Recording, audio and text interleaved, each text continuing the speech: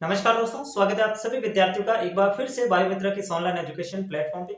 आज की क्लास में अपन डिस्कस करने वाले हैं अति संयुग्मन हाइपर कॉन्जुगेशन को।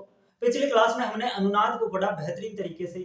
अगर आपने वो क्लास नहीं देखी है तो पहले आप अनुनाद पढ़िए, उसके बाद जो है स्टेप बाय स्टेप जैसे क्लास में डाल रहा हूँ वैसे वैसे आप देखते जाइए। ऑर्गेनिक केमिस्ट्री का पूरा डर आपका खत्म हो जाएगा, ठीक है ना। आज की क्लास का हमारा टॉपिक रहने वाला है अति संयुग्मन। क्या होता है अति संयुग्मन, उसके बारे में हम बात करेंगे। बहुत आसान है। अगर आपको अनुनाद समझ में आ गया ना, रेजोनेंस वाली क्लास समझ में आ गई तो उसके सामने ये क्लास कुछ भी नहीं है, ठीक है ना। मतलब सरल भाषा में अगर मैं कहूँ तो आज की क्लास के अंदर आपको डरने की बिल्कुल आवश्यकता नहीं है। और जो इसमें से एक फिक्स सवाल बनता है अति संयुग्मन में, वो भी मैं आपको कह सकता हूँ कि 95% चांस है कि एल्कीन की स्थायित्व को लेकर के सवाल पूछेंगे। इसमें से या तो कोई थ्योरेटिकल सवाल पूछेंगे, थ्योरेटिकल 2-3 बातें जो आपको मैं बता दे रहा हूँ अभी, ठीक है ना। या फिर 95% चांस है कि वो आपके एल्कीन की स्टेबिलिटी का ऑर्डर पूछेगा। 3 4 5 जितनी भी है वो आपको एल्कीन दे देंगे और बताएंगे, आपको कहेंगे इनको स्थायित्व के क्रम में बताइए, ठीक है ना, जमाना है आपको। तो वो आपको मैं बहुत आसानी से सिखा दूंगा। कोई भी इसके अंदर ऐसी चीज नहीं है स्काई रॉकेट कि आपको समझ में नहीं आएगी। सारी चीजें बहुत आसान है। बस ईमानदारी के साथ, पूरी कंसंट्रेशन के साथ जो जो मैं बता रहा हूँ उनको सुनते जाना, हर बात को सुनना, हर पॉइंट को सुनना जो भी मैं कह रहा हूँ, और जितनी चीजें यहाँ पे लिखा रहा हूँ उनको नोट करना। साथ ही साथ कोई चीज मैंने नहीं लिखाई और आपको समझ में आई तो वो भी नोट कर देना, ठीक है ना। इसलिए कहते हैं कि खुद नोट्स बनाओगे तो आपको सारी चीजें बढ़िया तरीके से समझ में आएगी, ठीक है। अपन शुरू करते हैं। सबसे पहले अति संयुग्मन होता क्या है। लास्ट क्लास में मैंने आपको रेजोनेंस पढ़ाया और रेजोनेंस के अंदर मैंने बताया कि अनुनाद के अंदर जो है वो पाई बंद के इलेक्ट्रॉन भाग लेते हैं। ये चीज मैंने कही थी कि अनुनाद जो होता है, रेजोनेंस जो होता है, उसमें पाई बंद के इलेक्ट्रॉन भाग लेते हैं। अगर आपने वो क्लास रिवाइज की है या देखी है तो आपको पता होगा कि अनुनाद में केवल और केवल पाई बंद के इलेक्ट्रॉन भाग लेते थे। ये बात मैंने कही थी। अति संयुग्मन में कुछ भी नहीं है, बस इतना सा याद रखना कि अगर अनुनाद में पाई बंद के इलेक्ट्रॉन तो भाग लेते ही है, पाई बंद के इलेक्ट्रॉनों के साथ सिग्मा बंद के इलेक्ट्रॉन भी भाग लेने लग जाएं तो उसको अति संयुग्मन कह देते हैं। बस इतनी सी डिफरेंस आपको याद रखनी है कि अनुनाद में तो केवल पाई बंद के इलेक्ट्रॉन भाग लेते थे, लेकिन अति संयुग्मन में पाई बंद के साथ साथ सिग्मा बंद के इलेक्ट्रॉन भी अनुनाद में अगर भाग लेने लग जाएं तो उसको अति संयुग्मन कहा जाता है, हाइपर कॉन्जुगेशन कहा जाता है। समझ गया मेरी बात को। ये चीज आपको समझनी थी, इसको मैं लिखा भी देता हूं। जब अनुनाद में पाई बंद के साथ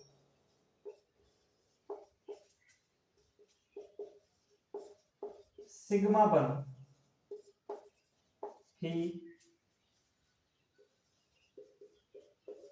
भाग लेता हो तो उसे अति संयुग्मन कहते हैं। तो उसे क्या कहते हैं? हाइपर कॉन्जुगेशन कहते हैं, अति संयुग्मन कहा जाता है। क्लियर है इतनी सी बात? बहुत छोटी सी चीज है कि अगर पाई बंद और सिग्मा बंद दोनों अगर कॉन्जुगेशन में भाग ले रहे हैं, दोनों अनुनाद में भाग ले रहे हैं, तो वो हाइपर कॉन्जुगेशन कहते हैं, ठीक है ना। मतलब ये अनुनाद का ही एक प्रकार है, अति संयुग्मन यूं समझ सकते हैं, ठीक है ना। अब देखो इसके अंदर अनुनाद में पाई बंद के साथ साथ सिग्मा बंद भी भाग ले रहे हैं, इसकी वजह से इसको कहा जाता है सिग्मा तथा पाई संयुग्मन। सिग्मा तथा पाई संयुग्मन, ये इसके नाम याद रखना। आपसे पूछ सकते हैं कि अति संयुग्मन का कौन सा नाम और हो सकता है, तो याद रखना इसको क्या कहते हैं? सिग्मा तथा पाई संयुग्मन कह सकते हैं। क्यों? क्योंकि पाई और सिग्मा दोनों इसमें भाग ले रहे हैं, इसकी वजह से इसका नाम क्या हो जाएगा? सिग्मा तथा पाई संयुग्मन। दूसरा नाम इसका एक और है, इसको अपन कहते हैं बंध रहित अनुनाद। ये चीज याद रखना, इसको क्या कहा जाता है? बंध रहित अनुनाद भी कहा जाता है, बॉन्डलेस रेजोनेंस। क्या कहा जाता है? बॉन्डलेस रेजोनेंस। एक तो सिग्मा एंड पाई कॉन्जुगेशन कह सकते हैं और एक इसको बॉन्डलेस रेजोनेंस कह सकते हैं। एक और इसका नाम है, वो है नेथन बेकर प्रभाव। नेथन बेकर प्रभाव। तो ये तीन नाम हैं इसके, वो आपको याद होने ही चाहिए। ये तीनों के तीनों नाम किसके हैं? अति संयुग्मन के अन्य नाम हैं, ठीक है ना। ये सारे के सारे अति संयुग्मन के ही नाम हैं। याद रख लो इतनी बातें। कुछ भी नहीं कहा अभी तक, मैंने सिर्फ इतना बताया है कि रेजोनेंस में केवल पाई बंद के इलेक्ट्रॉन भाग लेते थे। अगर उसी अनुनाद में पाई बंद के साथ साथ सिग्मा बंद के इलेक्ट्रॉन भी भाग लेने लग जाएं तो उसको अति संयुग्मन कह देते हैं, ठीक है सर। अति संयुग्मन को हम सिग्मा तथा पाई कॉन्जुगेशन भी कह सकते हैं। इसको हम बंध रहित अनुनाद, बॉन्ड लेस रेजोनेंस भी कह सकते हैं, और इसको अपन Nathan Baker effect, Nathan Baker प्रभाव भी कह सकते हैं। यानी कि अति संयुग्मन होता क्या है और इसके दूसरे नाम कौन कौन से हैं, ये बात आपको ध्यान में रखनी है। रख लोगे? इतनी सी चीज आपको ध्यान में रखनी है, रख लोगे कि नहीं रखोगे बताओ? बहुत आसान है, चलो ठीक है, इसको नोट करो। फिर मैं आपको बताता हूं अति संयुग्मन की शर्तें। फिर मैं आपको बताता हूं अति संयुग्मन की शर्तें क्या है। मिटा दे इसको। चलो, जैसे हमने रेजोनेंस के अंदर कंडीशन देखी, शर्तें देखी कि भाई इसके अंदर सबसे पहले तो जो है वो यौगिक समतुल्य होना चाहिए, और दूसरा कॉन्जुगेशन होना चाहिए, ठीक है ना। एक तो समतुल्य होना चाहिए, दूसरा कॉन्जुगेशन उसके अंदर संयुग्मन होना चाहिए। कॉन्जुगेशन कैसे? पाई sigma pi, pi sigma lone pair, pi sigma plus, pi sigma minus. तो इस प्रकार की जो चीजें होती है उसको अपन कॉन्जुगेशन कहते हैं, संयुग्मन कहते हैं, ठीक है ना। तो ये उसकी शर्त है। एक अनुनाद की शर्त में वहां पे शायद मैंने सीधा कॉन्जुगेशन स्टार्ट कर दिया। एक और लिख देना, समतुल्य, यौगिक समतुल्य होना चाहिए। समतुल्य का मतलब जो है उसके अंदर sp2 हाइब्रिडाइजेशन होना चाहिए, मतलब कम से कम एक डबल बॉन्ड होना चाहिए, समझ गए। तो वो एक कंडीशन और ऐड कर देना। अब अपन अति संयुग्मन की अगर बात करें तो सबसे पहले अति संयुग्मन जो है वो दर्शाता कौन है, ये तो हमें पता होना चाहिए कि अति संयुग्मन दर्शाता कौन है। तो इसके अंदर तीन कंपाउंड आपको ध्यान रखना है कि अति संयुग्मन कौन दर्शाएगा। अति संयुग्मन देखो, एक तो आपका दर्शाएगा कार्बोधनायन, कार्बोधनायन जिसको अपन कार्बोकेटायन कह सकते हैं, सी उसके ऊपर प्लस लगा हुआ। एक इसको दर्शाएगा मुक्त मूलक, फ्री रेडिकल, मुक्त मूलक, यानी कि कार्बन के ऊपर एक इलेक्ट्रॉन है, और एक इसको दर्शाएगा एल्कीन। एक इसको कौन दर्शाएगा? एल्कीन आपका दर्शाएगा, यानी कि डबल बॉन्ड, या अपन कह सकते हैं पाई बॉन्ड उसके अंदर होना चाहिए। ये तीन कंपाउंड है जो अति संयुग्मन दर्शाएंगे। बाकी कुछ भी फालतू की माथाफोड़ी याद रखने से जरूरत नहीं है। मैं जितना बता रहा हूं ना उतना याद रख लेना, तुम्हारा काम हो जाएगा, ठीक है ना। अपन को यहाँ पर कुछ भी नहीं बनना है कि केमिस्ट्री का कोई प्रोफेसर बनना, ऐसा है नहीं। मैं आपको उस तरीके से चीजें बताऊंगा जिस तरीके से एग्जाम में जो सवाल आएंगे वो 101% हो जाएंगे। कैसे? देखो, अभी तक मैंने सिर्फ क्या बताया कि अति संयुग्मन होता क्या है, अति संयुग्मन के दूसरे नाम क्या है, दो चीजें बताई। तीसरी चीज मैं ये बता रहा हूं कि अति संयुग्मन कौन दर्शाता है। आपको कैसे पता चलेगा कि ये हाइपर कंजुगेशन दर्शाएगा और ये नहीं दर्शाएगा? तो उसके लिए आपको तीन याद रखने हैं। एक तो कार्बोकेटाइन अगर कहीं पर दिखे, एक आपको अगर कहीं पर फ्री रेडिकल दिखे, या कहीं पर एल्कीन दिखे। एल्कीन का मतलब क्या होता है? Double bond.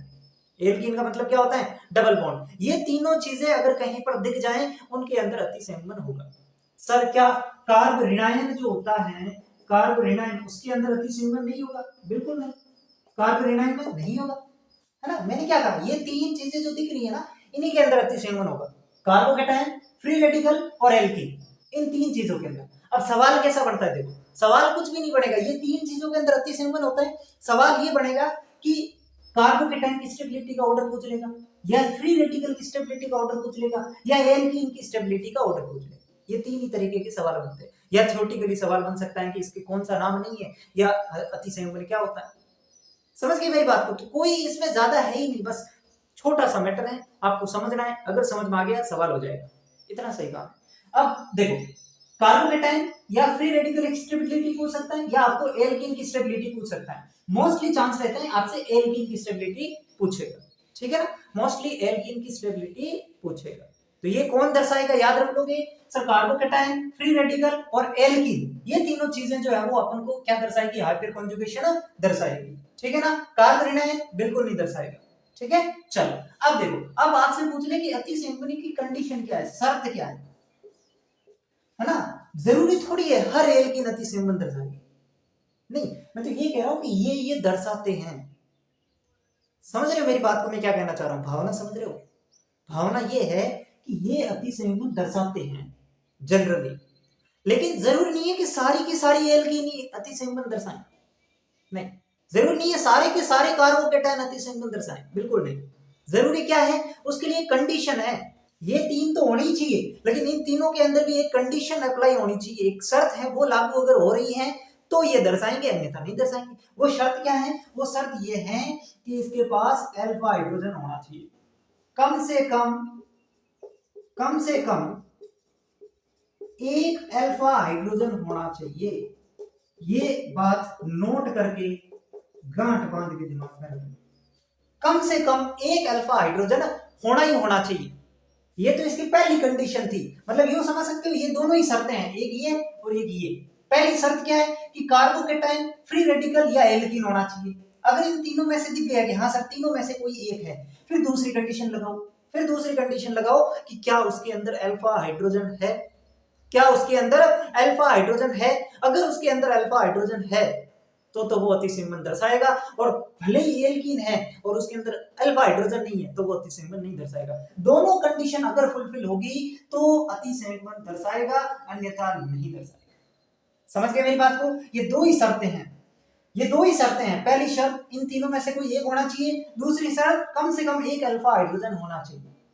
इतनी बातें समझ आ गई? अब सर अल्फा हाइड्रोजन क्या होता है हमें ये नहीं पता, अल्फा हाइड्रोजन कैसे पता चलेगा हमें कि इसमें अल्फा हाइड्रोजन है या नहीं है? तो सुनो मेरी बात को, मैंने कहा कि CH डबल बॉन्ड CH और ये मैंने इधर लिख दिया CH3, ठीक है ना? अब देखो क्या इसके अंदर अल्फा हाइड्रोजन है, क्या इसके अंदर अल्फा हाइड्रोजन है? देखिए इसके अंदर जो भी इसके अंदर फंक्शनल ग्रुप होगा, जो भी फंक्शनल ग्रुप होगा, चाहे उसके अंदर डबल बॉन्ड हो, चाहे कार्बोकेटाइन हो, चाहे फ्री रेडिकल हो, ये मैंने ले लिया, ये इसके अंदर डबल बॉन्ड है। अब डबल बॉन्ड जो है उससे जुड़ा पहला जो कार्बन है उसको अपन क्या कह देते हैं? अल्फा कार्बन कह देते हैं। और इससे जुड़े हुए जो ये हाइड्रोजन है इनको अपन क्या कह देते हैं? अल्फा हाइड्रोजन है। इसका मतलब इसके अंदर जो है वो 3 अल्फा हाइड्रोजन है। इसके अंदर कितने अल्फा हाइड्रोजन है? 3 अल्फा हाइड्रोजन। समझ गए मेरी बात? अब जैसे कि मैंने यहां पर कह दिया CH2 डबल बॉन्ड CH2, इसके अंदर मुझे बताइए कितने अल्फा हाइड्रोजन है? सर इससे कोई ग्रुप ही नहीं जुड़ा हुआ, कोई ग्रुप ही नहीं जुड़ा, इसके पास अल्फा कार्बन भी नहीं है, तो अल्फा हाइड्रोजन कहां से होगा? तो इसके पास कोई अल्फा हाइड्रोजन नहीं है। यानी कि अल्फा हाइड्रोजन क्या होता है? फंक्शनल ग्रुप से जो पहला कार्बन अटैच है वो अल्फा कार्बन। देखो ये दोनों फंक्शनल ग्रुप से जुड़े हुए हैं, इनकी बात मैं नहीं कर रहा, ये दोनों तो फंक्शनल ग्रुप से जुड़े हुए, जैसे कि ये CH किससे जुड़ा हुआ है? डबल बॉन्ड से, ये CH भी डबल बॉन्ड से, इनकी बात नहीं हो रही। इसके बाद जो पहला है, इसके बाद पहला ये है, तो इसको अपन अल्फा कार्बन कहते हैं, और अल्फा कार्बन से जो हाइड्रोजन जुड़े होते हैं उसको अल्फा हाइड्रोजन कह देते हैं, और वही अल्फा हाइड्रोजन की यहाँ पे बात हो रही है। समझ गए मेरी बात को? जैसे कि मैंने कह दिया कार्बोकेटाइन है कोई CH3 CH2 CH2 पॉजिटिव, तो ये कार्बोकेटाइन है, ये कार्बोकेटाइन है। फंक्शनल ग्रुप से जुड़ा हुआ जो कार्बन है उससे पहला कार्बन ये जुड़ा हुआ है, यानी कि ये अल्फा कार्बन हुआ, और इससे जुड़े हुए क्या हो जाएंगे? ये वाले अल्फा हाइड्रोजन हो जाएंगे, और इसके अंदर 2 अल्फा हाइड्रोजन। समझ गए मेरी बात को? मैं जो कहना चाह रहा हूं, मैं यहाँ पे ये कहना चाह रहा हूं कि जो भी फंक्शनल ग्रुप है उससे जो कार्बन जुड़ा हुआ है उससे पहला जो कार्बन है वो अल्फा कार्बन, और उस अल्फा कार्बन से जो हाइड्रोजन जुड़े हुए होते हैं उनको अपन अल्फा हाइड्रोजन कहते हैं। और कम से कम एक अल्फा हाइड्रोजन अगर होगा तो ही वो अतिसंयोजन दर्शाएगा, कम से कम एक अल्फा हाइड्रोजन होगा तभी वो अतिसंयोजन दर्शाएगा। इस चीज को याद रखना, ठीक है ना? याद रख लोगे? इसको नोट करो, इसको नोट कर लो। अब देखो एक चीज मैं बहुत अच्छी बताता हूं आपको, इसको नोट कर लिया? मिटा दो, ठीक। अब अगर आपको किसी की स्टेबिलिटी पूछे, चाहे आपको कार्बोकेटाइन की स्टेबिलिटी पूछे, चाहे आपको कार्बो एनाइन की तो नहीं पूछेगा क्योंकि वो तो दर्शाता ही नहीं है, चाहे आपको फ्री रेडिकल की पूछे, चाहे आपको एल्कीन की स्टेबिलिटी पूछे, कैसे निकालोगे? स्टेबिलिटी जो है यानी कि स्थायित्व की अगर मैं बात करूं, स्थायित्व की अगर मैं बात करूं तो समानुपाती होगा नंबर ऑफ अल्फा हाइड्रोजन, समानुपाती होगा नंबर ऑफ अल्फा हाइड्रोजन। याद रख लो इस चीज को, स्थायित्व किसी का पूछे अल्फा हाइड्रोजन के समानुपाती। क्या मतलब हुआ इसका सर? जितने ज्यादा अल्फा हाइड्रोजन उसका स्थायित्व उतना ही ज्यादा। इसका मतलब क्या हुआ? अल्फा हाइड्रोजन जितने ज्यादा स्थायित्व उतना ही ज्यादा, ये तो मतलब निकला इसका, स्थायित्व उतना ही ज्यादा। बस इतनी सी बात आपको याद रखनी है। अब चाहे किसी का स्टेबिलिटी ऑर्डर पूछ ले, क्या फर्क पड़ना है? आपको अल्फा हाइड्रोजन काउंट करने हैं कि किस कंपाउंड में कितने अल्फा हाइड्रोजन है। अगर आपने सारे अल्फा हाइड्रोजन काउंट कर लिए, अब देख लो जिसके अंदर सबसे ज्यादा अल्फा हाइड्रोजन वो सबसे ज्यादा स्टेबल, जिसके अंदर सबसे कम अल्फा हाइड्रोजन वो सबसे कम स्टेबल। एक के अंदर अल्फा हाइड्रोजन 12 आ रहे हैं, एक में 6 आ रहे हैं, एक में 3 आ रहे हैं, एक में 0 आ रहे हैं। तो स्टेबिलिटी का ऑर्डर क्या हो जाएगा, सबसे पहले 12 अल्फा हाइड्रोजन वाला, उसके बाद 6 वाला, उसके बाद 3 वाला, उसके बाद 0 वाला। कितना इजी है, कुछ भी नहीं करना, कुछ भी नहीं करना, केवल अल्फा हाइड्रोजन गिनने हैं आपको, क्योंकि स्टेबिलिटी अल्फा हाइड्रोजन के समानुपाती। याद रख लोगे, याद रख लोगे कि स्टेबिलिटी जो है वो अल्फा हाइड्रोजन के क्या होती है, समानुपाती होती है। आपसे पूछ लें कि अति संयुग्मित संरचनाओं की संख्या बताइए, ठीक है ना, कि भाई हाइपर कॉन्जुगेटिव स्ट्रक्चर का नंबर बताइए। अति संयुग्मन संरचनाओं की संख्या जो है, अगर आपसे पूछ रहे तो कुछ नहीं करना, जितने अल्फा हाइड्रोजन है उतनी अति संयुग्मन संरचनाओं की संख्या है। ये भी याद रखो, ये दो याद रखो। कैसे, इसमें कैसा सवाल बनेगा सर, आपको एक कंपाउंड दे देंगे, ठीक है ना, आपको XYZ कोई कंपाउंड दे दिया और आपको कहेगा कि इसके अंदर कितने हाइपर कॉन्जुगेटिव स्ट्रक्चर बनेंगे, कितने अति संयुग्मित संरचना बनेगी, कैसे निकालोगे, कुछ भी नहीं करना, अल्फा हाइड्रोजन गिन लो, जितने अल्फा हाइड्रोजन उसके अंदर है उतनी उसकी हाइपर कॉन्जुगेटिव स्ट्रक्चर है। यानी कि मैं सरल भाषा में अगर कहूं इस क्लास का सार क्या है, वो अगर मैं कहूं तो आपको अल्फा हाइड्रोजन का पता होना चाहिए। अति संयुग्म में अगर आप अल्फा हाइड्रोजन के मास्टर हो ना, आपको अल्फा हाइड्रोजन पता है कि कौन से अल्फा हाइड्रोजन होते हैं और अल्फा हाइड्रोजन कितने हैं, ये आप निकाल सकते हो। कुछ भी नहीं है इस क्लास में, इतना सही काम है, ठीक है ना। तो अगर आपसे पूछ ले स्टेबिलिटी का ऑर्डर, तब भी आपको अल्फा हाइड्रोजन निकालने हैं, उसको काउंट करने हैं, जितने ज्यादा अल्फा हाइड्रोजन स्थायित्व उतना ही ज्यादा। अगर आपसे पूछ ले कि किसी संरचना के अंदर हाइपर कॉन्जुगेटिव स्ट्रक्चर कितनी है, अति संयुग्मित संरचनाओं की संख्या कितनी है, तो जितने उसके अंदर अल्फा हाइड्रोजन उतनी की उतनी उसके अंदर क्या हो जाएगी, वो संरचना हो जाएगी। समझ गए मेरी बात को, ये दोनों चीजें आपको याद रखनी है। रख लोगे नहीं रखोगे बताओ, ये दोनों चीजें आपको याद रखनी है। अगर इतना आप रख लोगे तो फिर मैं आगे बढ़ू, रख लोगे। चल अब अपन शुरू करते हैं। भाई सवाल तीन तरीके के बन सकते हैं, या कार्बोकेटाइन की स्टेबिलिटी पूछेगा या फ्री रेडिकल की स्टेबिलिटी पूछेगा। मैं अपन सबसे पहले कार्बोकेटाइन फ्री रेडिकल पढ़ लेते हैं, उसके बाद एल्कीन पढ़ेंगे जो मोस्ट इंपोर्टेंट है, ठीक है ना। एल्कीन क्या है, मोस्ट इंपोर्टेंट है, वहां से सवाल बनने के चांस सबसे ज्यादा है। चल मैं यहां पर कहूं, अपन पहले पढ़ लेते हैं stability of carbocation, stability of carbocation, ये फर्स्ट एप्लीकेशन। कार्बोकेटाइन की स्टेबिलिटी बतानी है आपको, यहां पर चार दे दिए मैंने, CH3C, CH3 positive, CH3C, S3,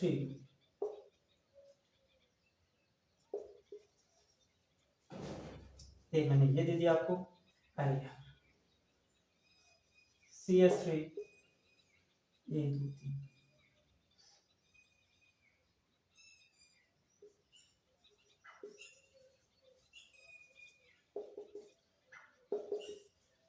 ठीक है।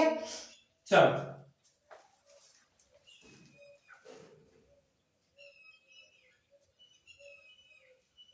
ये तो सेम ही है।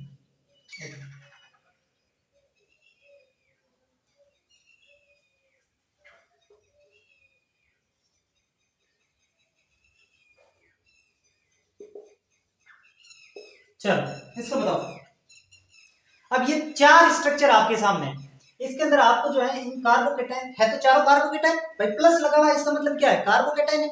सवाल ऐसा ही आएगा, प्लस लगा हुआ मतलब कार्बोकेटाइन। सबसे पहले आपको यही चीज देखनी है कि प्लस लगा हुआ मतलब कार्बोकेटाइन, और कार्बोकेटाइन के अंदर हाइपर कंजुगेशन होता है सर। दूसरी कंडीशन क्या थी, अल्फा हाइड्रोजन होने चाहिए। अल्फा हाइड्रोजन आप चेक करो इसमें है कि नहीं, अल्फा हाइड्रोजन चेक कर लो। फिर आपको जो है वो स्टेबिलिटी का ऑर्डर पूछा है ना। सवाल अगर ऐसा बनता कि निम्न कोई यौगिक, चार आपको यौगिक दे देते हैं option A B C D, और पूछ लेगा निम्न में से कौन सा अति संयुग्मन नहीं दर्शाता है, या निम्न में से कौन सा अति संयुग्मन दर्शाता है ना। सवाल तो ये भी बन सकता है। तो उस कंडीशन में आप क्या करेंगे, उन दो शर्तों को लगाएंगे।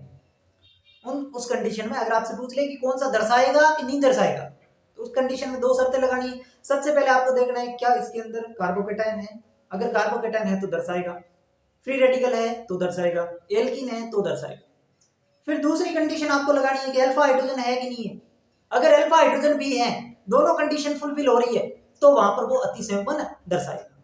ठीक है ना, ये तो उससे एक आगे स्टेप का सवाल है। फिर आपसे पूछ लिया कि ये अति संयुग्मन तो दर्शा रहा है, लेकिन आपसे ये पूछ लिया कि इसकी स्टेबिलिटी का ऑर्डर बताओ, कौन सबसे ज्यादा दर्शाएगा, कौन सबसे कम दर्शाएगा, या कार्बोकेटाइन जो है वो सबसे ज्यादा स्टेबल कौन सा है, इस प्रकार का सवाल पूछ लिया। और स्टेबिलिटी के अंदर मैंने आपको एक ही चीज कहा है कि number of alpha hydrogen proportional to number of alpha hydrogen. Alpha hydrogen की संख्या जितनी ज्यादा वो उतना ज्यादा स्थायी, चाहे कोई हो, चाहे कार्बोकेटाइन हो, चाहे फ्री रेडिकल हो, चाहे एल्कीन हो, हमें मतलब नहीं उससे। अल्फा हाइड्रोजन से मतलब है स्टेबिलिटी अल्फा हाइड्रोजन के समानुपाती होगी, चाहे वो कार्बोकेटाइन की स्टेबिलिटी हो, चाहे वो एल्कीन की स्टेबिलिटी हो।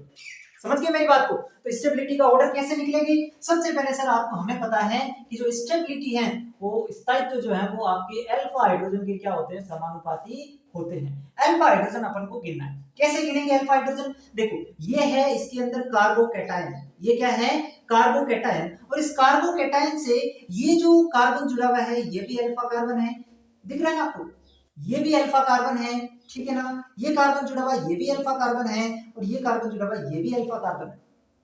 और अल्फा कार्बन से जो हाइड्रोजन जुड़े हुए होते हैं वो क्या होते हैं, अल्फा हाइड्रोजन होते हैं। तो 3 अल्फा हाइड्रोजन ये हो जाएंगे, 3 अल्फा हाइड्रोजन ये हो जाएंगे, 3 अल्फा हाइड्रोजन ये हो जाएंगे, यानी कि इसके अंदर टोटल अल्फा हाइड्रोजन कितने हो जाएंगे, 9 अल्फा हाइड्रोजन। इसके अंदर अगर मैं बात करूं ये रहा कार्बोकेटाइन, तो ये अल्फा हाइड्रोजन नहीं है, ध्यान रखना, C के साथ H जुड़ा हुआ ना, तो ये अल्फा हाइड्रोजन नहीं, ये इससे डायरेक्टली जुड़ा हुआ है। जो फंक्शनल ग्रुप से डायरेक्टली जुड़ा हुआ हो वो अल्फा हाइड्रोजन काउंट नहीं होता। उसके बाद वाले अपन को देखने हैं, तो इससे कौन जुड़ा हुआ सर, एक तो ये जुड़ा हुआ, एक ये जुड़ा हुआ, यानी कि 3 अल्फा हाइड्रोजन ये हो जाएंगे और 3 अल्फा हाइड्रोजन ये हो जाएंगे, यानी कि इसके पास 6 अल्फा हाइड्रोजन। इसकी अगर मैं बात करूं तो इसके अंदर ये 2 अल्फा हाइड्रोजन नहीं है, इसके अंदर ये वाले 3 जो है ना ये अल्फा हाइड्रोजन है, यानी कि इसके अंदर 3 अल्फा हाइड्रोजन। और इसकी अगर मैं बात करूं तो इससे कोई नहीं जुड़ा हुआ, यानी कि इसके पास 0 अल्फा हाइड्रोजन। अब मैं आपसे पूछूं स्टेबिलिटी का ऑर्डर क्या है, जितने ज्यादा अल्फा हाइड्रोजन वो सबसे ज्यादा स्टेबल, वो उतना ही ज्यादा स्टेबल। कुछ किया मैंने? नहीं, बहुत आसान है। ये कार्बोकेटाइन की स्टेबिलिटी का ऑर्डर पूछ ले। अब इसको अपन ने इंडक्टिव इफेक्ट से भी किया था, वो आप जो आपकी मर्जी आए उससे करो, कोई फर्क नहीं पड़ता। इंडक्टिव इफेक्ट में भी हमने देखा कि इसके अंदर जो है वो 3 प्लस आई वाले जुड़े हुए होते हैं। प्लस आई वाले क्या होते हैं, प्लस आई वाले क्या होते हैं, इलेक्ट्रॉन विकर्षी समूह, इलेक्ट्रॉन को धक्का देते हैं, समझ गए। और यहाँ पर इसके ऊपर प्लस चार्ज लगा हुआ है, ये चाहता है कि इसका प्लस चार्ज कम हो। कम कब होगा, जब इसको कोई इलेक्ट्रॉन दे। तो ये तीनों के तीनों इलेक्ट्रॉन दे रहे हैं, इसमें 2 इलेक्ट्रॉन दे रहे हैं, इसमें 1 इलेक्ट्रॉन दे रहा है, इसमें कोई इलेक्ट्रॉन नहीं दे रहा। समझ गए मेरी बात को? तो ये आपको थोड़ा सा दिमाग से सवाल करना है, चाहे इंडक्टिव इफेक्ट से करो, चाहे आप किससे करो, हाइपर कंजुगेशन से, कोई अंतर नहीं आएगा वही। तो यहाँ पे क्या हो जाएगा, ये वाला, ठीक है ना, ये ऑर्डर हो जाएगा। समझ में आ गया stability of carbocation? Stability of carbocation समझ में आ गया। अब जैसे कि मैं आपसे कहूं कि स्टेबिलिटी ऑफ फ्री रेडिकल, तो उसमें क्या दिक्कत है, यही रूल आपको फॉलो करना है कि स्टेबिलिटी जो है वो अल्फा हाइड्रोजन की समानुपाती होती है। जैसे मैंने यहाँ पे ये कर दिया CH3 सही लिख देता हूँ, इसके ऊपर फ्री रेडिकल लगा दिया, फिर मैंने ये कर दिया CH3 इसके ऊपर फ्री रेडिकल लग गया, फिर मैंने ये कर दिया CH3CH2 फ्री रेडिकल कर दिया, CH3 फ्री रेडिकल कर दिया, वही ऑर्डर हो जाएगा बस, क्योंकि अल्फा हाइड्रोजन सबके अंदर सेम है तो स्टेबिलिटी का ऑर्डर भी सेम हो जाएगा, है ना, उसमें कोई चेंज थोड़ी आएगा, स्टेबिलिटी का ऑर्डर भी क्या हो जाएगा, सेम हो जाएगा। ठीक है बच्चों, चलो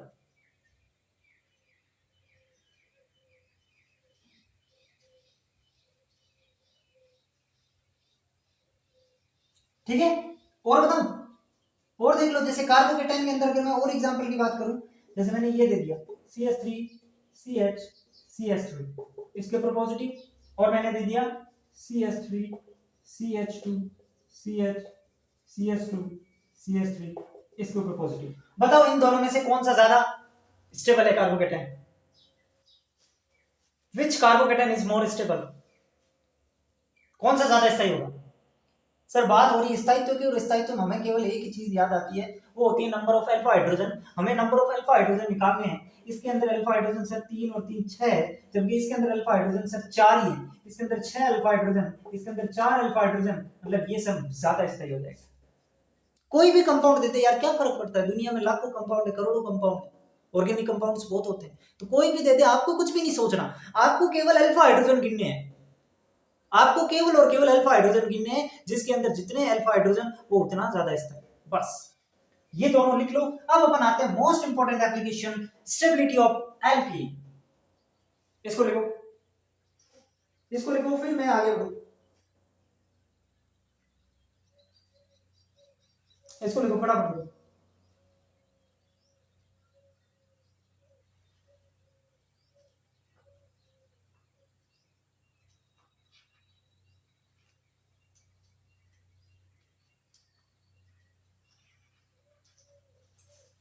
चलो, थर्ड एप्लीकेशन है stability of alkene.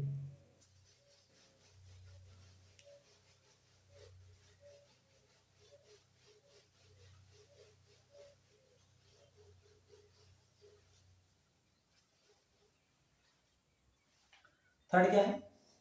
Stability of alkene. और सवाल बनेगा, स्टेबिलिटी ऑफ एल्कीन से सवाल बनेगा, ठीक है ना। इसके अंदर देखो, एक नियम तो अपन को पता ही है कि स्थायित्व जो है, स्थायित्व किसके समानुपाती होता है साहब? स्थायित्व सब अल्फा हाइड्रोजन के समानुपाती होता है। तो ये नियम तो इसमें भी लगेगा, लेकिन इसके अंदर कुछ रूल और है। रूल और क्यों है? मान लो दो कंपाउंड या स्ट्रक्चर आपको ऐसे मिल जाए जिसमें अल्फा हाइड्रोजन के नंबर बराबर है, तब क्या करोगे? तो इसके अंदर एल्कीन के अंदर 3-4 केस हैं, वो आपको ध्यान में रखने, उससे सवाल हो जाएगा। जितने भी रूल मैं बता रहा हूँ वो रूल आपको फॉलो करने हैं, ठीक है। पहला रूल इसके अंदर ये देखना आपको कि जो संयुग्मित एल्कीन होगी, संयुग्मित का मतलब समझते हैं, कॉन्जुगेटेड। संयुग्मन की शर्तें क्या है? संयुग्मन क्या होता है? पाई सिग्मा पाई। ये अगर कहीं पे दिखे, संयुग्मित दिखे, तो वो सबसे ज्यादा स्टेबल होगी, फिर उससे असंयुग्मित एल्कीन आए। यानी कि संयुग्मित एल्कीन सबसे ज्यादा स्टेबल होती है, उसके अंदर आपको अल्फा हाइड्रोजन वगैरह कुछ नहीं देखना, उसमें अल्फा हाइड्रोजन नहीं देखना।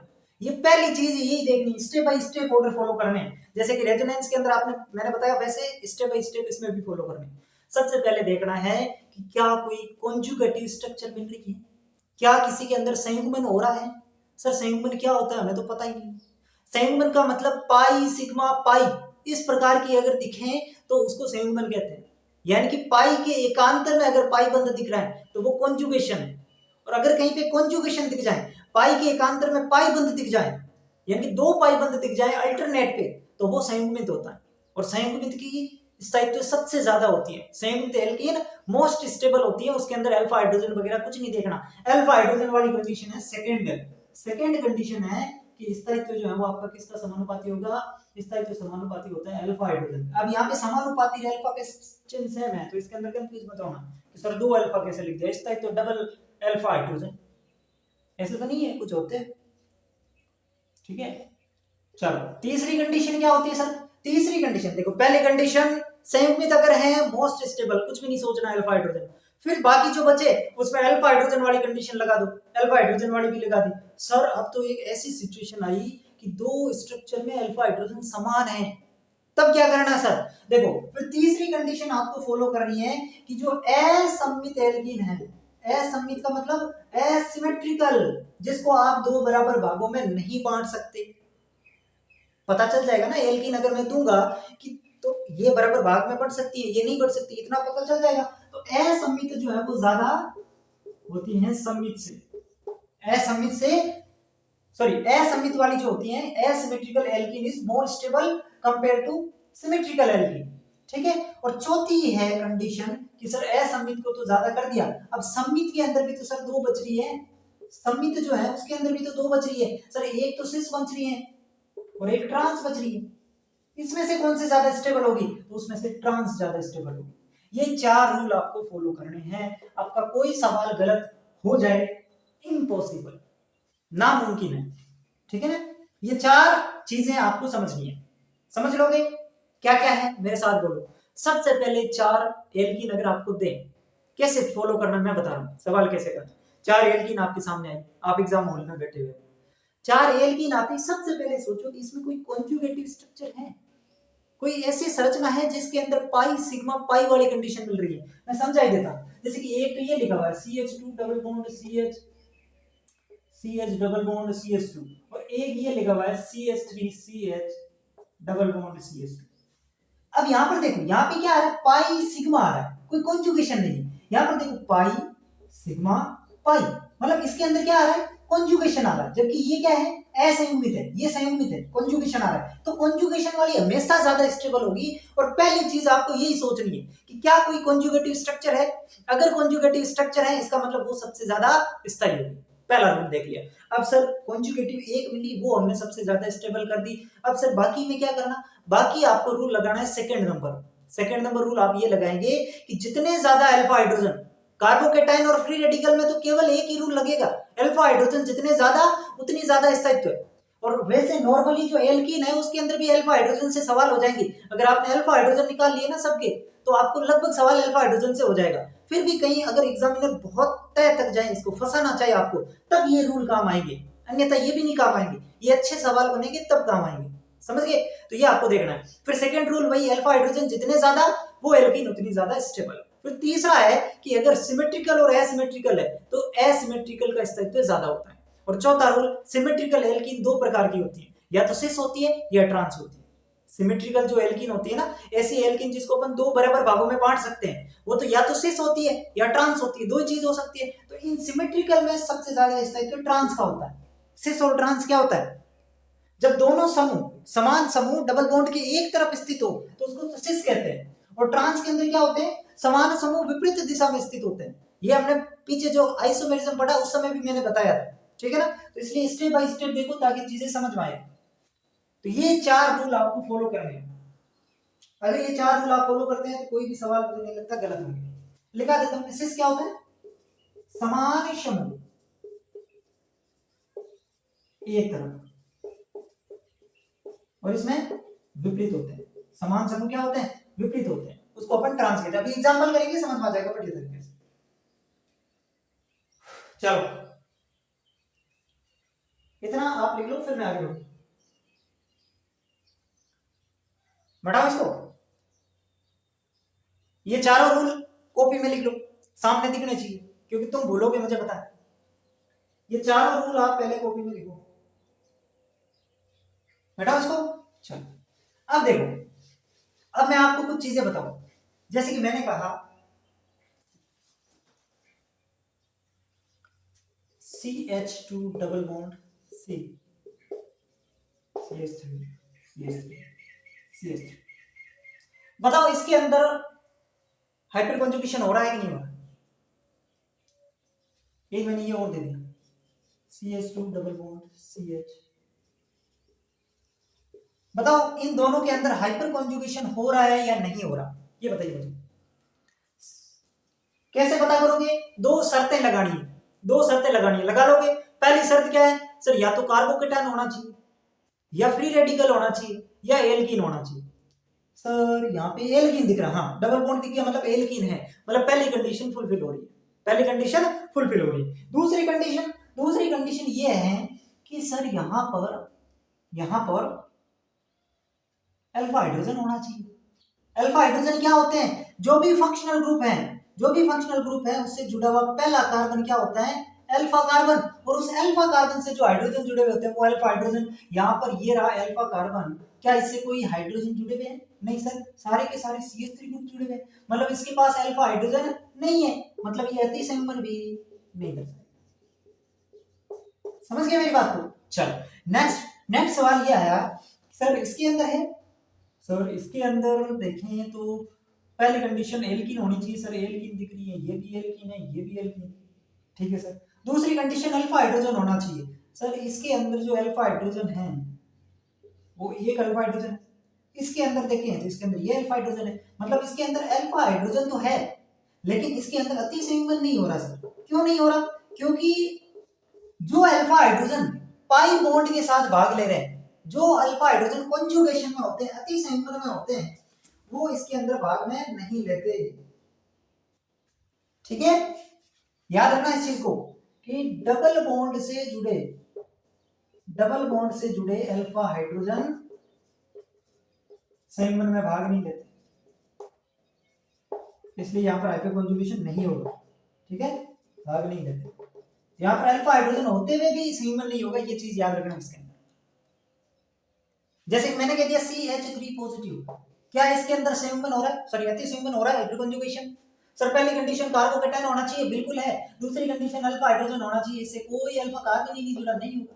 सर आपने अभी पिछली वाले में तो इसकी स्टेबिलिटी का ऑर्डर बताया था, तो वो मैंने इसका सबसे लास्ट बताया, सबसे लास्ट बताया ना, तो उसके अंदर नहीं होता ये, ठीक है ना, वो तो ऑर्डर था, ऑर्डर में तो हम सब लिखना पड़ेगा जो भी है, तो इसके अंदर हाइपर कंजुगेशन नहीं होता है।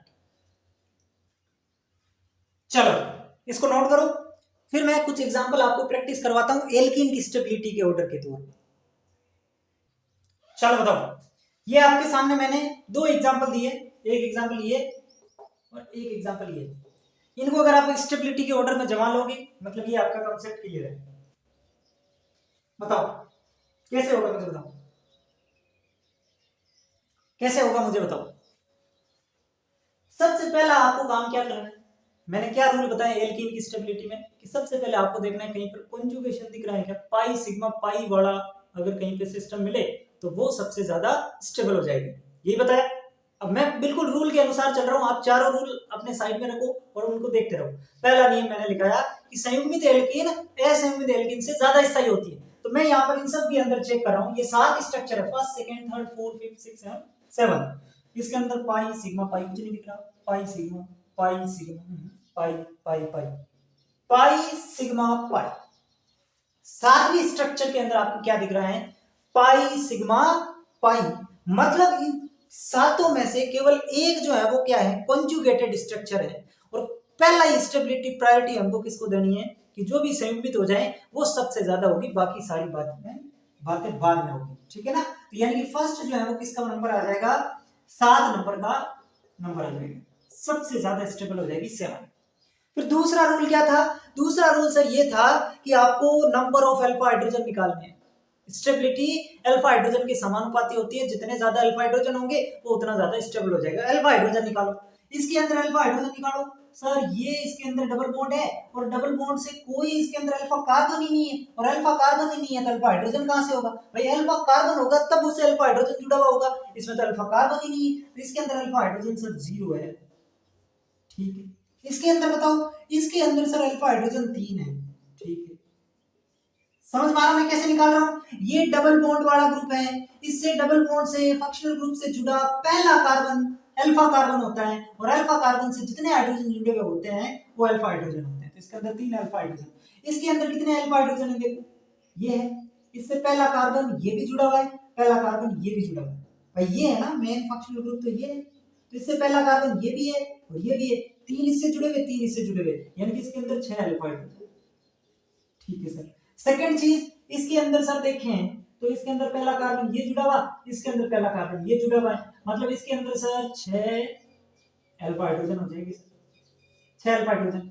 सर ये भी तो अल्फा हाइड्रोजन है, नहीं नहीं नहीं, ये तो सीधा हाइड्रोजन जुड़ा हुआ, इससे जुड़े हुए कार्बन से हाइड्रोजन जुड़े हुए होते हैं वो अल्फा हाइड्रोजन होते हैं, ये गलती मत कर देना कि ये भी अल्फा हाइड्रोजन ना, इससे जो अल्फा कार्बन होता है उससे जुड़ा हाइड्रोजन अल्फा हाइड्रोजन होता है, ठीक है ना। चलो इसके अंदर देखिए, इसके अंदर तो सर 1 2 3 4 4 3 12, सर 12 के 12 अल्फा हाइड्रोजन है सर, ओके। इसके अंदर बात करें तो इसके अंदर सर 6 अल्फा हाइड्रोजन है, इसकी तो बात ही नहीं करनी भाई, इसकी तो बात ही नहीं करनी है, क्यों नहीं करनी है, क्योंकि ये तो पहले ही आ गया, किसकी वजह से, संयुग्मित एल्कीन की वजह से। और वैसे इसमें देखें तो है नहीं, अल्फा हाइड्रोजन है लेकिन कॉन्जुगेशन मतलब अति संयुग्मन ये नहीं दर्शाएगा, रेजोनेंस की वजह से ज्यादा स्टेबल होता है। चलो अब देखो, अब कुछ नहीं करना, अल्फा हाइड्रोजन सबसे ज्यादा किसमें सर, सबसे ज्यादा फिफ्थ में, यानी कि इसके बाद फिफ्थ आएगा, इसके बाद क्या आ जाएगा, फिफ्थ आ जाएगा। उसके बाद सर सब में बराबर ही आ रहे सर, इसमें कम आ रहे लेकिन इन तीनों में तो बराबर ही आ रहे सर। तब आपको क्या करना है, तीसरा रूल लगाना है। तीसरा रूल मैंने क्या बताया, असममित एल्कीन, तीसरा रूल देखो, असममित एल्कीन ज्यादा स्थायी होती है सममित एल्कीन की तुलना में, बताया था। और ये मैंने कब कहा, मैंने कहा जब फंस जाओगे, अल्फा हाइड्रोजन समान हो जाएंगे तब फंसोगे, तब आपको तीसरा नियम लगाना है। तो फंस के देखो 1 2 3 तीनों में 6 अल्फा हाइड्रोजन है, तब आपको देखना है कि कौन सी इसमें से एसिमेट्रिकल है और कौन से सिमेट्रिकल है। यहाँ पर देखो ये दोनों सिमेट्रिकल है, इसको मैं ऐसे बराबर काटूं तो ये 2 बराबर भागों पड़ जाएगी, ऐसे भी काटूं तो ये भी 2 बराबर भागों पड़ जाएगी, यानी कि सिस और ट्रांस जो होती है वो सममित होती है, बाकी एसिमेट्रिकल है। देखो इसको मैं अगर काटूं तो क्या ये 2 बराबर भागों में बढ़ रही है, नहीं बढ़ रही, नहीं बढ़ रही है ना, तो ये दो बराबर भागों में नहीं बढ़ रही, ये एसिमेट्रिकल है, यानी कि इसके बाद किसकी बारी आ जाएगी, थर्ड की आ जाएगी, है ना, इसके बाद थर्ड हो जाएगा। थर्ड के बाद में क्या होगा सर, थर्ड के बाद में सर या तो ये होगा फोर्थ या होगा सर सिक्स्थ, कौन सा होगा, तो सममित एल्कीन, अब दोनों क्या है सिमेट्रिकल, और दोनों सिमेट्रिकल होती हैं तो ट्रांस ज्यादा स्थायी होती है, बताया था चौथा रूल, ट्रांस ज्यादा स्थायी होती है। ट्रांस कौन सी होती है, अगर द्विबंध के समान समूह जो है वो द्विबंध के एक तरफ स्थित हो तो उसको अपन क्या कहते हैं, सिस कहते हैं, और समान समूह द्विबंध के विपरीत दिशा में स्थित हो तो उसको ट्रांस कहते हैं। ये वाली ट्रांस है, ये वाली सिस है, ज्यादा स्थायी कौन होता है, ट्रांस होता है, यानी कि इसके बाद फोर्थ नंबर आएगा, फोर्थ के बाद आपकी किसकी बारी आएगी, फोर्थ के बाद सिक्स्थ की बारी आएगी, सिक्स्थ के बाद सेकंड की बारी आएगी, और सेकंड के बाद किसकी बारी आएगी, फर्स्ट की बारी आएगी। ये स्टेबिलिटी का ऑर्डर है, इसके अंदर अल्फा हाइड्रोजन 6, ये इसके अंदर स्टेबिलिटी का ऑर्डर है जो आपको ध्यान में रखना है। रख लोगे, रख लोगे नहीं रखोगे, बताओ कितना आसान है, इससे सारे के सारे कॉन्सेप्ट मैंने 4 रूल बताए ना, चारों रूल इसमें एक्सप्लेन हो रहे हैं, ये बढ़िया एग्जांपल है, अगर आप ये एग्जांपल कर पा रहे हो मतलब कोई आप अटकोगे ही नहीं। एक बार फिर से समझो, फिर से समझो, 4 रूल पहले याद रख लो, सर याद है, फिर देखना है कि जो भी स्ट्रक्चर हमें दिखाई दे रही है, सर यहाँ पर 7 दिखाई दे रही है, 7 में से आपको ये देखना है कि कॉन्जुगेटेड तो नहीं है कोई, क्योंकि पहला रूल क्या है, जो कॉन्जुगेटेड है, जो संयुग्मित है वो ज्यादा स्टेबल होगी, तो सर बाकी सारी तो असंयुग्मित है, किसी में पाई सिग्मा पाई नहीं दिख रहा, इसमें पाई सिग्मा पाई दिख रहा, मतलब ये संयुग्मित एल्कीन है, और सबसे ज्यादा संयुग्मित एल्कीन स्टेबल हो जाएगी, यानी कि 7 नंबर सबसे पहले आ जाएगा। दूसरा काम इसके अंदर अल्फा हाइड्रोजन निकालना है, देखो ये इतनी मात्रा बच्चे सिर्फ एल्कीन में होती है, कार्बोकेटाइन फ्री रेडिकल में नहीं होती, ठीक है ना, और कभी कभी तो एल्कीन में भी सिंपल सवाल देंगे जो अल्फा हाइड्रोजन से हो जाएगा, केवल आपको अल्फा हाइड्रोजन निकालने, ठीक है ना, ये जब बढ़िया लेवल का सवाल आएगा तब आएगा ऐसा। फिर दूसरा रूल अल्फा हाइड्रोजन निकालने, निकाल लिए सर, इसके अंदर 0 है, इसमें 3 6 6 12 6, ठीक है सर, सर कैसे निकाले अल्फा हाइड्रोजन, जो फंक्शनल ग्रुप से जुड़ा हुआ पहला कार्बन होता है वो अल्फा कार्बन, और अल्फा कार्बन से जितने भी हाइड्रोजन जुड़े होते हैं वो अल्फा हाइड्रोजन, इसके अंदर ये पूरा का पूरा फंक्शनल ग्रुप से जुड़ा हुआ है, कोई अल्फा कार्बन ही नहीं है तो 0 अल्फा हाइड्रोजन, इसमें ये अल्फा कार्बन है, 3 हाइड्रोजन जुड़े हुए हैं, इसमें ये भी अल्फा कार्बन, ये भी अल्फा कार्बन, इसके अंदर ये अल्फा कार्बन, ये अल्फा कार्बन, ठीक है ना, तो इस तरीके से हमने अल्फा हाइड्रोजन निकाले। अल्फा हाइड्रोजन में हमने देखा कि 5 वाले जो स्ट्रक्चर है 5 नंबर, उसमें 12 अल्फा हाइड्रोजन है, मतलब सबसे ज्यादा स्टेबल 5 वाली हो जाएगी, उसके बाद 7 के बाद कौन हो जाएगी, 5 हो जाएगी, उसके बाद बाकी सब के अंदर 6 6 आ रहे हैं, ये तो हम बाद में बात करेंगे, पहले इनको तो सोल्व आउट करें भाई, इनकी तो सोल्व आउट करें, इनमें सब में 6 6 आ रहा है, ये तो इतना तो हमें पता चल गया कि सेकंड और फर्स्ट सबसे लास्ट में आएंगे, है ना, 3 है इसमें और इसमें 0, तो ये सबसे लास्ट में, ये उससे थोड़ा पहले, लेकिन हम इन तीनों में फंस गए भाई साहब, इनको कैसे करेंगे, तो तीसरा रूल लगाओ, जो एसिमेट्रिकल एल्कीन होगी वो ज्यादा स्टेबल होगी, जो एसिमेट्रिकल है वो ज्यादा स्टेबल है, तो ये एसिमेट्रिकल है, ये और ये सिमेट्रिकल है, इसको दो बराबर भागों में बांट सकते हैं आप, इसको नहीं बांट सकते, तो एसिमेट्रिकल ज्यादा स्टेबल, यानी उसके बाद थर्ड की बारी, फिर सर फिर ये तो दोनों सममित बच गई, अब ये दोनों ही सिमेट्रिकल है, तो सिमेट्रिकल में आपको रूल लगाना है कि जो ट्रांस होती है वो ज्यादा स्टेबल होती है, तो ये वाली आपकी ट्रांस है, ये ज्यादा, और उसके बाद ये सिस, और उसके बाद वही सेकेंड और फर्स्ट। क्लियर, बताओ समझ में आया कि नहीं आया, ये एक एग्जांपल समझाने के लिए सफिशिएंट है, उसके बाद आप जितना चाहो प्रैक्टिस कर लेना। इसको देख लो, इसको देखो, बताओ बताओ इसके अंदर क्या होगा, सर ये इसके अंदर सबसे पहले सर कॉन्जुगेटेड कोई नहीं दिख रहा, सर कॉन्जुगेटेड कोई नहीं है, सारे पाई पाई पाई पाई, मतलब कॉन्जुगेटेड पहला रूल यहाँ पे अप्लाई नहीं हुआ। सेकंड अल्फा हाइड्रोजन निकालो, इसके अंदर 1 3 3 6 9 12, सर इसके अंदर 12 अल्फा हाइड्रोजन है, इसके अंदर सर 9 अल्फा हाइड्रोजन है, इसके अंदर सर 6 अल्फा हाइड्रोजन है, और इसके अंदर सर अगर देखें तो 3 ही अल्फा हाइड्रोजन, कुछ भी नहीं करना, कुछ भी नहीं करना भाई साहब, कुछ भी नहीं करना, कितना आसान है, कुछ भी किया नहीं किया, मैंने कहा ना एक सवाल ऐसा आएगा नॉर्मल, अल्फा हाइड्रोजन गिनने आपको, इसमें कोई रूल अप्लाई नहीं करना, केवल अल्फा हाइड्रोजन वाला, स्टेबिलिटी समानुपाती नंबर ऑफ अल्फा हाइड्रोजन, जितने ज्यादा अल्फा हाइड्रोजन स्टेबिलिटी उतनी ही ज्यादा। क्लियर है, अरे क्लियर है कि नहीं है बताओ, चलो बताओ इसको, लिख लिया, ठीक, अब देखो, अब एक छोटा सा कंसेप्ट इसके अंदर और आता है, छोटा सा कंसेप्ट और आता है, वो आता है कि हाइड्रोजनीकरण की ऊष्मा का क्रम बताओ, क्या पूछ सकते हैं वो आपको कि हाइड्रोजनीकरण की ऊष्मा का क्रम बताओ, हाइड्रोजनीकरण की ऊष्मा, ये अगर आपसे पूछ ले तो कुछ भी नहीं करना, कुछ भी नहीं करना। आपको क्या करना है कि हाइड्रोजनीकरण की ऊष्मा जो है वो एल्कीन के स्थायित्व के व्युत्क्रमानुपाती होता है। एल्कीन के स्थायित्व का व्युत्क्रमानुपाती होता है। सर कैसे करना सवाल? कुछ भी नहीं करना।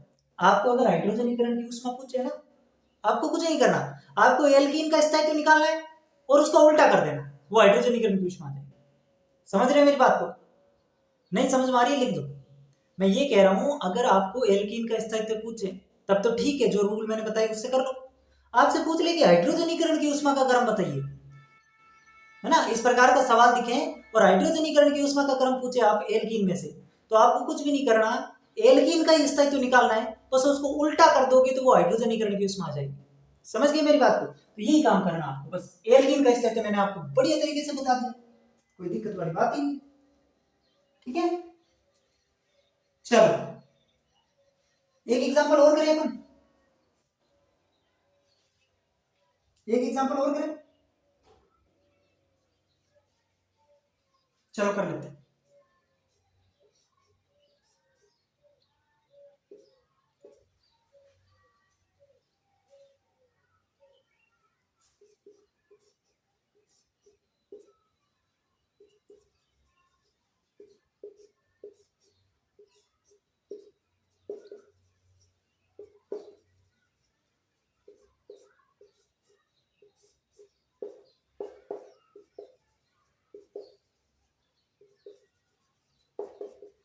ये सवाल है आपके सामने, इसके अंदर आपको एल्कीन की स्टेबिलिटी का ऑर्डर भी बताना है और इसके अंदर आपको हाइड्रोजनीकरण की ऊष्मा का ऑर्डर भी बताना है। ये स्ट्रक्चर फर्स्ट है, ये स्ट्रक्चर सेकंड है, ये थर्ड है और ये फोर्थ है। बताओ ऑर्डर क्या हो जाएगा? ऑर्डर बताओ, दोनों बताओ मुझे, एल्कीन का भी बताओ और हाइड्रोजनीकरण की ऊष्मा की बताओ। बता सकते हो कि नहीं बता सकते? एक बार खुद प्रैक्टिस करो फिर मैं बताता हूँ। दिख रहा है आपको? विजिबल है ना चीजें? ऐसे तो नहीं दिख नहीं रही क्योंकि बाहर थोड़ी सी अंधेरा छाने लग गया है ना। चलो इसको प्रैक्टिस करो तुम पहले, अब मैं करूं। सबसे पहले तो एल्कीन दिख रहा है यहाँ पर, मतलब एल्कीन की स्टेबिलिटी का ऑर्डर पूछा गया। एल्कीन की स्टेबिलिटी का ऑर्डर कैसे निकालेंगे? पहला रूल है कॉन्जुगेशन दिखना चाहिए। कहीं पर कॉन्जुगेशन दिख रहा है? नहीं sir, pi sigma sigma pi sigma sigma यही दिख रहा है, मतलब पाई सिग्मा पाई तो कहीं पर नहीं है, मतलब कोई भी कॉन्जुगेटेड नहीं है, मतलब ठीक है, वो तो रूल नहीं लगेगा। दूसरा है अल्फा हाइड्रोजन निकालो, अल्फा हाइड्रोजन निकाल के, ये तो है इसके अंदर फंक्शनल ग्रुप और ये इससे अल्फा कार्बन जुड़ा हुआ, ये इससे अल्फा कार्बन जुड़ा हुआ, मतलब एक अल्फा कार्बन इससे ये जुड़ा हुआ, एक अल्फा कार्बन इससे ये जुड़ा हुआ, दो अल्फा कार्बन है। अब इन दो अल्फा कार्बन के पास हाइड्रोजन कितने हैं? देखो ये जो कार्बन है इससे एक तो ये कार्बन जुड़ गया, एक ये कार्बन जुड़ गया, मतलब इसके पास दो अल्फा हाइड्रोजन इधर बच रहे हैं और दो ही अल्फा हाइड्रोजन इधर बच रहे हैं, यानी कि ओवरऑल इसके पास कितने अल्फा हाइड्रोजन है? चार अल्फा हाइड्रोजन। समझ में आई मेरी बात कि नहीं आई बताओ? मैं ये कह रहा हूं कि ये तो इसके अंदर फंक्शनल ग्रुप, और फंक्शनल ग्रुप से पहला जुड़ा हुआ कार्बन क्या होता है? Alpha carbon. तो एक तो ये पहला जुड़ा हुआ, एक ये पहला जुड़ा हुआ, तो ये दोनों ही अल्फा कार्बन। इनके पास हाइड्रोजन कितने हैं? सर इसके पास भी दो हाइड्रोजन, इसके पास भी दो हाइड्रोजन है। भाई कार्बन की संयोजकता कितनी होती है? चार, मतलब इससे चार जने जुड़े हुए होने चाहिए, दो तो पहले से ऑलरेडी कार्बन जुड़े हुए हैं, इसका मतलब दो इसके अंदर अल्फा हाइड्रोजन होंगे। ठीक है, इसके अंदर देखो, इसके अंदर सर ये रहा, इसके अंदर डबल बॉन्ड, इससे जुड़ा हुआ अल्फा कार्बन ये और इससे जुड़ा हुआ अल्फा कार्बन ये हो गया सर, दो अल्फा कार्बन है इसमें भी। इधर अगर देखें तो दो अल्फा हाइड्रोजन हो जाएंगे सर, एक कार्बन और एक कार्बन, दो तो ये हो जाएंगे, दो अल्फा हाइड्रोजन। इधर अगर देखें तो सर एक कार्बन ये जुड़ा हुआ, एक कार्बन ये जुड़ा हुआ, एक CH3 जुड़ गया सर, मतलब इसके अंदर अल्फा हाइड्रोजन कितना बचा? एक ही बचा, मतलब इसके पास तीन अल्फा हाइड्रोजन। इसको देखो, इसको अगर अपन देखें तो इसके अंदर ये रहा आपका डबल बॉन्ड, डबल बॉन्ड से जुड़ा हुआ पहला कार्बन अल्फा कार्बन, इधर बड़ा भी अल्फा कार्बन। अल्फा हाइड्रोजन कितने हो जाएंगे सर? इससे कार्बन से एक तो ये जुड़ा हुआ, एक ये जुड़ा हुआ, एक ये जुड़ा हुआ, मतलब एक अल्फा हाइड्रोजन इधर बच रहा है, एक ही अल्फा हाइड्रोजन इधर बच रहा है, मतलब इसके पास दो अल्फा हाइड्रोजन है सर। इसको देखो, इसके अंदर सर ये डबल बॉन्ड, इससे जुड़ा हुआ पहला कार्बन अल्फा कार्बन, इधर बड़ा ये अल्फा कार्बन। इससे अगर देखें तो इस कार्बन से ये C जुड़ा, ये C जुड़ा, ये CH3 जुड़ गया, ये CH3, यानी जीरो अल्फा हाइड्रोजन इधर और सेम की सेम कंडीशन इधर आ रही है, मतलब जीरो की जीरो अल्फा हाइड्रोजन इधर, टोटल अल्फा हाइड्रोजन इसमें जीरो। अब कुछ भी नहीं करना, केवल अल्फा हाइड्रोजन से ये सवाल हो रहा है, जितने ज्यादा अल्फा हाइड्रोजन वो एल्कीन उतनी ही ज्यादा स्टेबल। तो अब यहां पर मैं अगर कहूं, इस सवाल के अंदर अगर मैं कहूं कि एल्कीन का स्थायित्व बताओ, एल्कीन का स्थायित्व का क्रम क्या है, तब तो आप क्या आंसर देंगे, first greater than second greater than third और उसके बाद फोर्थ। लेकिन इसी सवाल में ये कह दूं मैं कि हाइड्रोजनीकरण की उष्मा है ना, पूरा आप लिख देना, हाइड्रोजनीकरण की उष्मा का ऑर्डर बताओ, तब इसका उल्टा कर देना है, फोर्थ थर्ड सेकेंड फर्स्ट, बस। क्योंकि एल्कीन का स्थायित्व अगर आपको निकालना आ रहा है, हाइड्रोजनीकरण की उष्मा जो होती है उसमें उल्टा करना है, बस केवल और केवल उसको आपको क्या कर देना है, उल्टा। उल्टा मतलब समझते हो, यस वही उल्टा। चल, ये था ओवरऑल आज का लेक्चर। आई होप आपको समझ में आया होगा। मैंने ये प्रयास किया है कि जितनी साधारण भाषा में हो सके, जितना सिंपल हो सके उतना सिंपल करूं, ठीक है। अगर आपने पूरी ईमानदारी के साथ देखा है तो मुझे मेरी मेहनत पे पूरा भरोसा है, आपको समझ में आया होगा। एक बार फिर से मैं आपको पूरा जो आज की क्लास है उसको रिवाइज करवा दूं। सबसे पहले मैंने कहा कि अति संयुग्मन होता क्या है। अति संयुग्मन क्या होता है, जब अनुनाद के अंदर पाई बंध के साथ साथ सिग्मा बंध के इलेक्ट्रॉन भी भाग लेना शुरू कर देते हैं तो उसको अपन क्या कह देते हैं, अति संयुग्मन कहते हैं। यानी कि इसमें सिग्मा बंध और पाई बंध दोनों भाग लेते हैं, इसलिए इसको सिग्मा तथा पाई कॉन्जुगेशन यानी कि सिग्मा तथा पाई संयुग्मन भी कहते हैं। तो ये इसका एक नाम। दूसरा नाम इसको बंध रहित अनुनाद भी कहते हैं। तीसरी चीज इसको नेथन बेकर प्रभाव भी कहते हैं, ठीक है।